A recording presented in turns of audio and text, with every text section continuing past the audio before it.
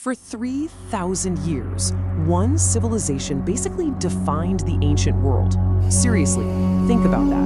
They built things we still can't quite figure out, and they worship their kings as actual living gods.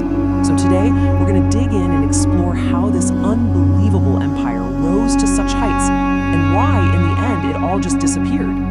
So picture this. You're in a museum, and there, in a climate-controlled glass case, lies a king. All wrapped up, a relic from an age that feels almost mythical.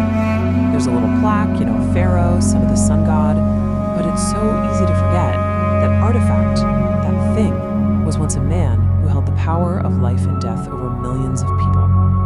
I mean, it is so hard for us to wrap our heads around now, but this person was, to his people, the center of the entire universe. Thousands, millions of people bowed before him, not just as a king, but as a god walking on earth. His word wasn't just law, it was divine will. His vision literally built a civilization that would last for 3 millennia. So that's the big question, right? How does a civilization built on such an unshakable idea that their king is a literal god, an empire that lasted for 3,000 years, how does that just vanish? That's the mystery we're going to solve today. And to do that, we have to start at the very beginning. Okay, so to understand how Egypt became this land of god kings, we first have to talk about its lifeblood, the source of all of its power. And for ancient Egypt, that power flowed from one place and one place only, the Nile River. You see, the Nile wasn't just a river, it was a clock. Every single year, like magic, it would flood its banks. And when the waters receded, they left behind this incredibly rich, fertile black soil. This meant they could grow a ridiculous amount of food, way more than they needed. And that surplus, that stability, gave them the one thing you absolutely need to build a civilization: time. Time to think, to plan, to build cities, and to dream up a complex religion. For a long, long time, Egypt wasn't really one single place. It was two separate kingdoms. You had Upper Egypt down in the south and Lower Egypt up in the northern delta. They had different kings, different crowns, different everything. But then, around 3000 BC, this one king, Narmer, comes along, conquers the north, and unites the two lands. And that moment, that's the spark. That's the birth of Egypt as we know it. And this unification was such a monumental, game-changing event that the Egyptians could only explain it one way. It had to be the work of a god. So they started to see their king not just as a leader, but as a divine being. Now, this was a radical idea. In other places, kings were maybe chosen by the gods, but in Egypt, the king was a god. Politics and religion weren't just connected, they were the exact same thing. And that idea was the bedrock of their entire civilization. So here's a question for you. If you are a god on Earth, what kind of tomb do you build for yourself? Well, the answer, obviously, is a pyramid. Let's get into how the Egyptians' obsession with the afterlife led them to create some of the most mind-blowing structures in human history. Just look at that number, 2.5 tons. That's about the weight of a car. Now imagine stacking over 2 million of them with incredible precision, all without modern machines. It's just staggering. But the pyramids weren't just giant tombs. No way. They were a statement. They were a symbol of the pharaoh's immense power and his connection to the cosmos. They were basically launch pads to the afterlife, a stairway to the heavens for the king's soul. Now, for the longest time, everyone just assumed slaves built the pyramids, but the real story is actually so much more interesting. Archaeologists have found that these were skilled, paid workers. They lived in organized towns near the pyramids, they were well-fed, they even got beer rations. And here's the key. They were motivated by this powerful belief that by building the tomb for their god king, they were basically punching their own ticket to a happy afterlife. Okay, so the Egyptians believed your soul needed your body in the afterlife, so they had to preserve it perfectly. And that's where mummification comes in. It's this incredibly complex process. They'd, pull the brain out through the nose, yikes, and remove all the major organs except for the heart, which they believe was the center of intelligence.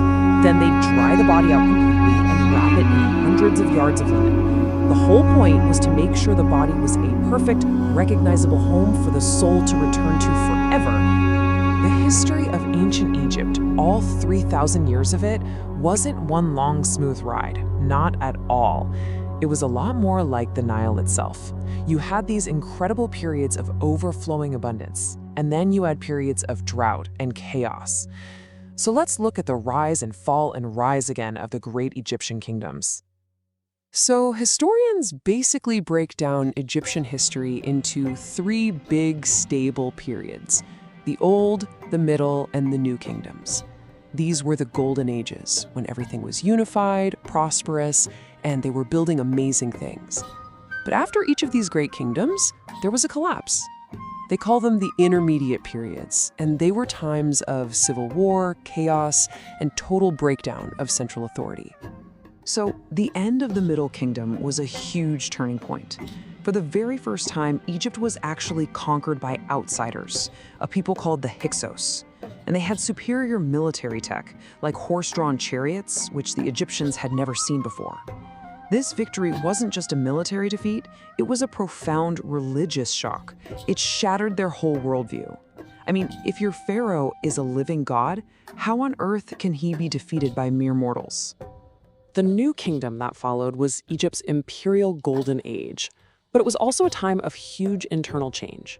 You get these two fascinating pharaohs who showed totally different ways of using power. On one hand, you have Akhenaten, the heretic king, who tried to erase all the old gods and force everyone to worship one god. It was a total disaster. His people hated him for it. And then you have someone like Ramesses the Great, the ultimate builder and PR guy, who plastered his own face on giant statues and signed the world's first ever peace treaty. Two very different styles. So, the New Kingdom was the absolute peak of Egyptian power. But as we all know, what goes up must eventually come down.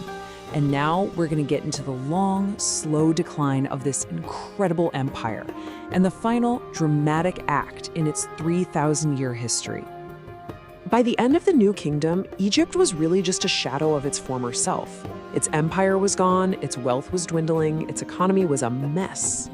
The once mighty lion of the Nile was now weak and wounded, and all the other powers in the region, well, they started to circle. Egypt was no longer the predator, it was the prize. And for the next 1,000 years, it was basically a revolving door of conquerors. First, it was the Nubians from the south, then the Assyrians, then the Persians, then Alexander the Great and the Greeks swept in, and with each new conqueror, Egypt's independence and its unique identity got a little more chipped away. The stage was being set for the grand finale.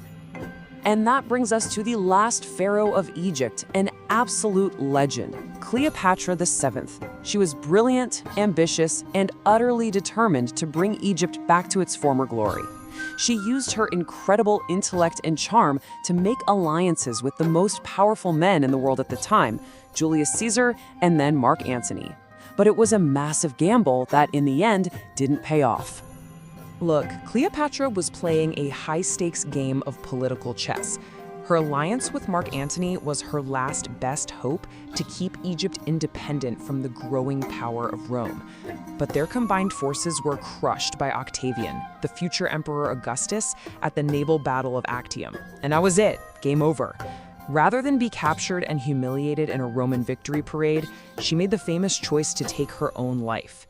And with her death, the 3,000-year line of the pharaohs was broken forever. Cleopatra's death wasn't just the end of a queen. It was the end of an entire world. But the story of ancient Egypt is so much more than that. It's the story of a civilization that reached for the heavens and then crumbled into dust. So in this last section, let's explore the legacy of ancient Egypt and what timeless lessons it might still have for us today. After Cleopatra, Egypt became just another province in the massive Roman Empire. And just like that, the divine throne of the pharaohs, the seat of gods on earth, it became just another desk job, a provincial post managed by some Roman bureaucrat. The Romans didn't care about the gods or the culture. They just wanted Egypt's grain. The pyramids became nothing more than a tourist attraction. So what happened? What's the big takeaway here? In the end, the very thing that made Egypt so powerful for so long, this belief in the divinity of the pharaoh, was also its greatest weakness. It gave them unity, stability, and purpose for millennia, but it also created a system that was incredibly rigid, one that couldn't adapt or change when the world around it did. And so, when the world changed for good, the Egyptians were left behind. Their civilization became a magnificent museum piece, and the gods who built it were gone forever.